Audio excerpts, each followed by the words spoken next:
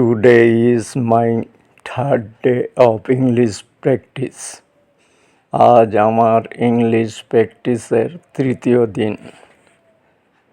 I am learning English step by step. আমি ধাপে ধাপে ইংলিশ শিখছি। I make mistakes but I never stop. আমি ভুল করি কিন্তু থামি না। Practice makes me confident everyday.